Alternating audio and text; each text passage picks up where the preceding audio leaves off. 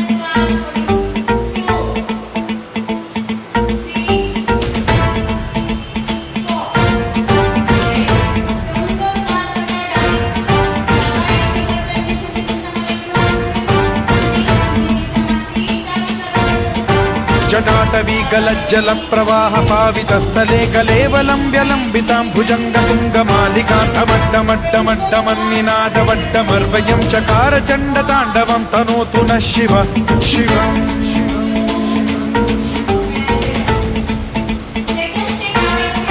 जटाकटाह सम्भ्रम भ्रम निलिम्ब निर्झरी विलोल वीचि वल्लरी विराजमान मूर्धनि धगद्धगज्ज्वलल्ललाट पट्ट पावके किशोर चन्द्रशेखरे रति प्रतिक्षणं मम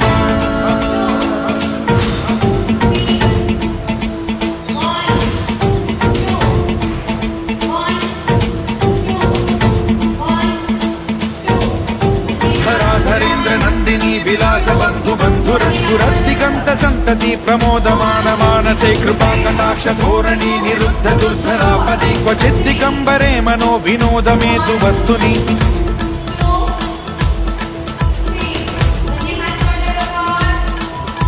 जटाभुजंग पिंगल स्फुरत् प्रणामणि प्रभा कदंब कुंकुमद्रव प्रलिप्त दिग्वधूमुखे मदान्ध सिंधुर स्फुरत्व उत्तरीय मेदुरे मनो विनोदमद्भुतं बिभर्तु भूत भर्तरि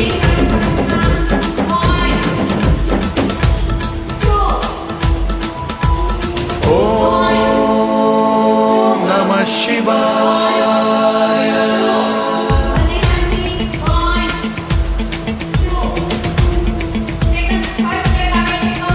सदा शिवं भजाम्यहं सदा शिवं भजाम्यहम् ॐ नमः शिवाय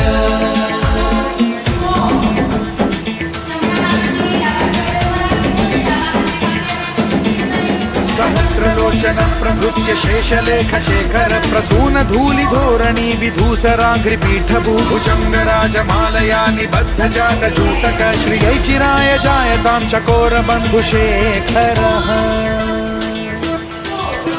ललाट चत्वरज्वल धनञ्जय स्फुलिङ्गभानि पीत पञ्चसायकं नमन्निलिम्पनायकं सुधामयूखलेखया विराजमान शेखरं महाकपालि सम्पदे शिरोजटालमस्तु नः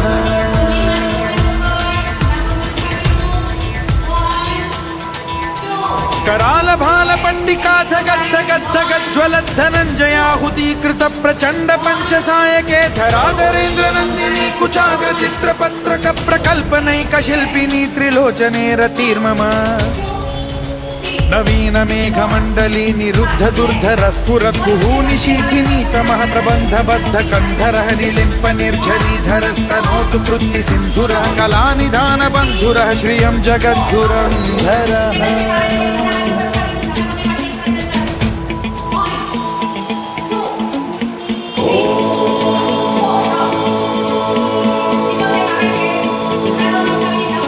प्रफुल्ल नील पंकज प्रपंच कालिम प्रभावलंबिकंठ कंदली रुचि प्रबद्ध कंधरं स्मरच्छिदं पुरच्छिदं भवच्छिदं मखच्छिदं गजच्छिदान्धकच्छिदं तमन्तकच्छिदं भजे अखर्व सर्व मंगला कला कदम्ब मंजरी रस प्रवाह माधुरी विजृंभणा मधुव्रतं स्मरान्तकं पुरान्तकं भवान्तकं मखान्तकं गजान्तकान्धकान्तकं तमन्तकान्तकं भजे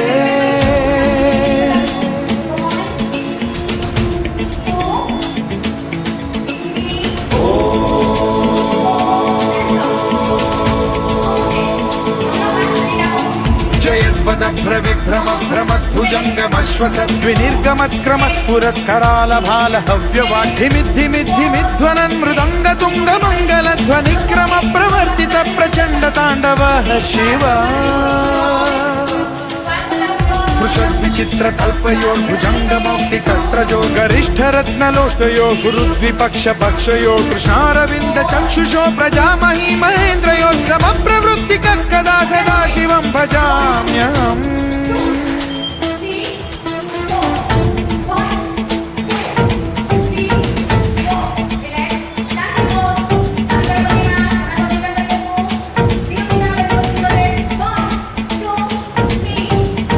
निलिम्प निर्झरी निकुञ्ज कोटरे वसद्विमुक्त दुर्मतिः सदा शिरस्थमञ्जलिं वहन् विमुक्तलोललोचनो ललाम भाल लग्नकः शिवेति मन्त्रमुच्चरन् कदा सुखी भवाम्यहम्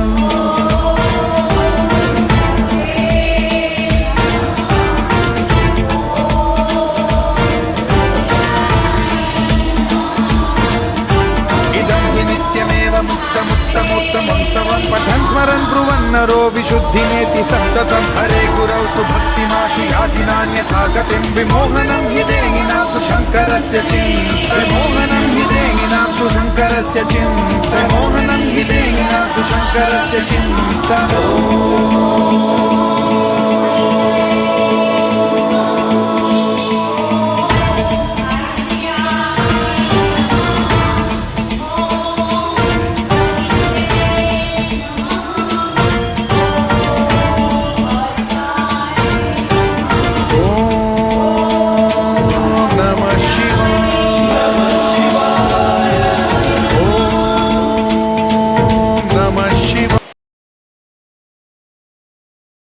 તાડાસન કરીએ. તાડાસનના અનેક લાભ છે. તાડનો અર્થ તાડનું વૃક્ષ અથવા પર્વત. ઊંચાઈ વધારવામાં આસન ઉપયોગી છે. ફેફસાની કાર્યશક્તિ વધે છે અને છાતીનો વિકાસ થાય છે. એકાગ્રતા વધે છે. સાયટિકામાં રાહત આપે છે. ખભા, ઘૂંટી અને પગના સ્નાયુને મજબૂત બનાવે છે. વૃક્ષનો અર્થ ઝાડ થાય. આ આસન ઝાડના આકારરૂપ હોય છે, તેથી તેનું નામ વૃક્ષાસન કહે છે. એના અનેક ફાયદા છે. પગને મજબૂતાઈ આપે છે, ખંભા ઘૂંટી અને ઘૂંટણની સખ્તાઈ વધારે છે, થાક ઝડપથી દૂર થાય છે, પગનો દુખાવો, સાંધાનો દુખાવો દૂર થાય છે, સમતોલન અને સ્થિર. પેટ, પેઢું, સાથળ અને પિંડીના સ્નાયુઓની મજબૂત બને છે, કમર પાતળી બને છે, કરોડરજ્જુ મજબૂત બને છે, અજીર્ણ, મધુપ્રેહ, હરસ, પીઠનો દુખાવો અને મૂત્રને લગતી તકલીફો અટકાવી શકાય છે. પાદ હસ્તાસન, હાથ, પગ, આખું શરીર, ખાસ કરીને પીઠ મજબૂત લાગે છે, કરોડરજ્જુ મજબૂત બને છે, છાતીનો વિકાસ થાય છે અને ફેફસા મજબૂત બને છે. પેટ અને પેઢુના તમામ અવયવોની કાર્યશક્તિ વધારવામાં મદદ. ત્રિકોણાસન, ગરદન, પીઠ, નિતંબ અને પગના સ્નાયુઓને મજબૂત બનાવે છે, શરીર પર જામેલી વધારાની ચરબી દૂર થાય છે, છાતીનો વિકાસ થાય છે, પીઠ અને પગનો દુખાવો મટે છે. વીરભદ્રાસનનો અર્થ એ થાય છે વીર જેવું વ્યક્તિત્વનું નિર્માણ થાય છે અને આત્મવિશ્વાસની વૃદ્ધિ સાથે કમરના, નિતંબના અને પગના સ્નાયુઓને મજબૂતાઈ મળે છે, ફેફસામાં વિમોચન થાય છે અને કરોડરજ્જુને વ્યાયામ મળે છે.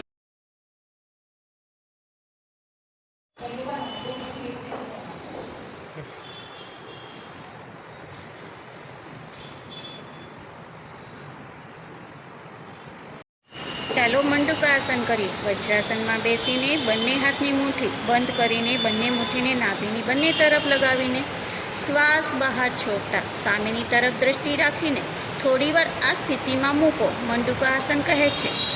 એના ફાયદા: સ્વાદુપિંડને સક્રિય કરીને ડાયાબિટીસને દૂર કરે છે, એસિડિટીમાં ઉપયોગી છે, કબજિયાત દૂર થાય છે, હૃદય માટે ખૂબ જ ઉપયોગી છે. મંડુકાસન અને કિડનીને ઉર્જા પ્રદાન કરે છે, માનસિક તણાવ, ક્રોધ, ચીડિયાપણુને દૂર કરે છે, દમ અને હૃદય રોગીઓ માટે વિશેષ લાભ આપે છે. ચાલો ગૌમુખાસન કરીએ. અંડકોષની વૃદ્ધિ, યૌવન રોગોમાં લાભ આપે છે, સ્ત્રી રોગ, સંધિવા, સાંધાના દુખાવામાં ખૂબ જ ઉપયોગી છે, લીવર, કિડની અને છાતીને સશક્ત કરે છે. ગૌમુખાસન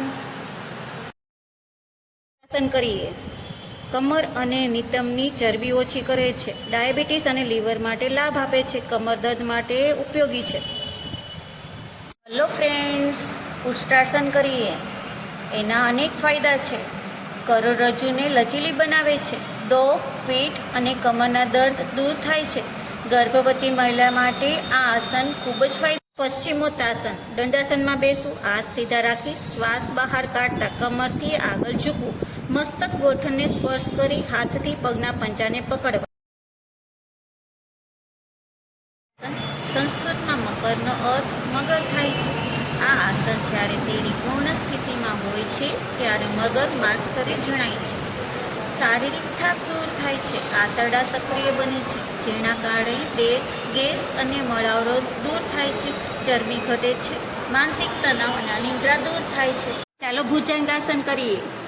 પેટના અવયવોને માલિશ મળે છે અને સ્વસ્થ રહે છે, ગરદનના સ્નાયુઓ મજબૂત બને છે, મૂત્રને લગતી તકલીફો દૂર થાય છે, પેટના દુખાવો, સાયટિકા, કમરનો મણકો ખસી જવો વગેરે તકલીફોમાં રાહત મળે છે, બહેનોને માસિક દરમિયાન થતી તકલીફો દૂર થાય છે. શલભાસન, પેટની તકલીફો, કબજિયાત, ગેસ, સ્વાદુપિંડ, મૂત્રપિંડ સારું બને છે, વધારાની ચરબી દૂર થાય છે, કમરને પાતળી બનાવે છે, કરોડરજ્જુને મજબૂત બને છે, હરસ દૂર થાય. કેમ છો? મજામાં છો ને? કમરના દુખાવા માટે, પગના સ્નાયુઓને મજબૂત બનાવવા માટે, સાયટિકા માટે એક સરસ ઉપયોગી આસન બતાવું છું. ચાલો આપણે મર્કટાસન કરીએ.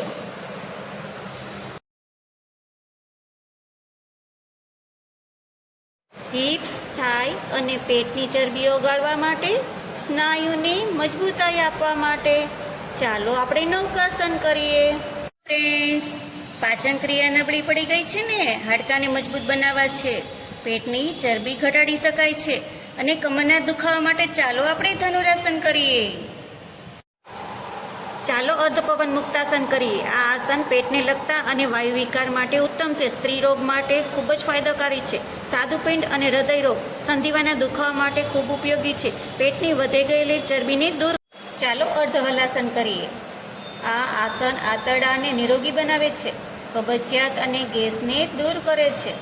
નાભીનું ખસવું હૃદયરોગ, પેટનો દુખાવો અને શ્વસન રોગોમાં ખૂબ જ સૌનો અર્થ મૃત દેખાય. આ આસનમાં છેલ્લી સ્થિતિમાં શરીર મૃત દેખાય છે. તેમના ફાયદા: શારીરિક તથા માનસિક થાક દૂર થાય છે, ગેસ અને મળાવરોગ દૂર થાય છે, સ્નાયુઓ અને જ્ઞાનતંતુઓનો તણાવ ઘટે છે, રક્તનું દબાણ ઘટે છે, હૃદયને આરામ મળે છે, હૃદયની બીમારીઓ, અનિદ્રા. ચાલો બોડીનું વર્કઆઉટ કરીએ. બોડી ફેટ, આર્મ ફેટ, થાઈ ફેટ, હિપ ફેટ અને શરીરના સ્નાયુઓને મજબૂત બનાવે છે.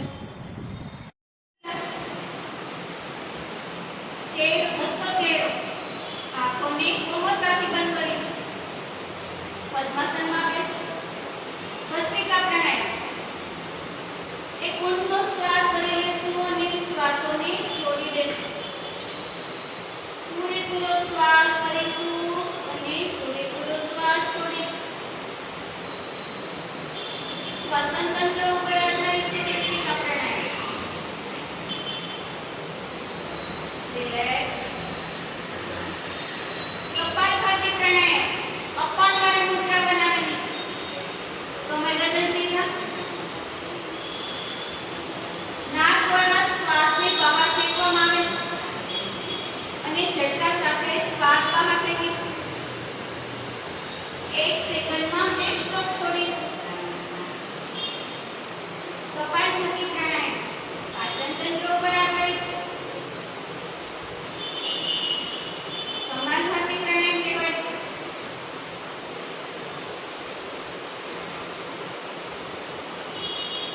રિલેક્સ.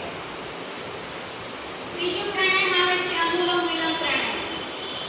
જ્ઞાન મુદ્રા બનાવીશું. જમણા અંગૂઠાથી જમણા નાસિકા બંધ કરી દેશું. ડાબી નાસિકાથી પૂરેપૂરો શ્વાસ ભરીશું. ડાબી નાસિકા બંધ કરી દેશું. જમણાએ પૂરેપૂરો શ્વાસ છોડીશું. જમણાએ પૂરેપૂરો ભરીશું, બંધ કરી દેશું અને ડાબી નાસિકાથી પૂરેપૂરો શ્વાસ છોડીશું. 72 કરોડ 72 લાખ 10,200 નાડી એક્ટિવ થાય છે. રિલેક્સ. હવે આવે છે બાહ્ય પ્રાણાયામ, ત્રિબંધ પ્રાણાયામ. મૂળ બંધ લગાવી દેશું. મળમૂત્રનો માર્ગ હોય એને ટાઈટ કરી દેશું. ધીમે ધીમે ઉડ્ડયન બંધ કરી દેશું અને જળાંતર બંધ કરી દેશું. દાઢીને કંઠ સાથે ટચ કરાવી દેશું. શ્વાસોને હોલ્ડ કરાવીશું. શ્વાસ અંદર ભરાઈ રહ્યો છે. રિલેક્સ. હવે આવે છે અગ્નિશામન પ્રાણાયામ. પૂરેપૂરો શ્વાસ ભરીશું અને ઝટકા સાથે શ્વાસને બહાર ફેંકીશું. પેટને અંદર બહાર કરવાની ક્રિયા કરીશું અથવા ગોળ ઘુમાવવાની ક્રિયા કરીશું.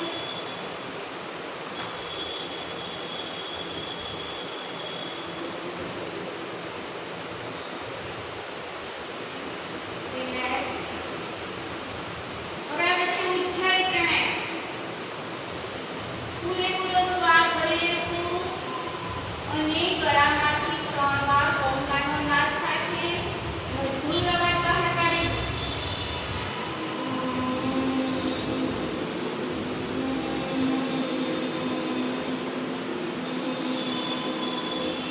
દાઢીને કંઠ સાથે ટચ કરાવી દેશું અને શ્વાસોને હોલ્ડ કરાવી દેશું. હવે ગળું ઊંચું કરીને માલિશ કરીશું. રિલેક્સ. હવે આવે છે ભ્રામરી પ્રાણાયામ. બંને અંગૂઠાના કાનના છિદ્ર બંધ કરી દેશું. બીજી આંગળી કપાળ ઉપર, ત્રીજી ચોથી આંખ ઉપર અને પાંચમી આંગળી ગાલ ઉપર રાખીશું. ભમ્ર ગુંજન કરીને ગુંજન કરવાનું છે.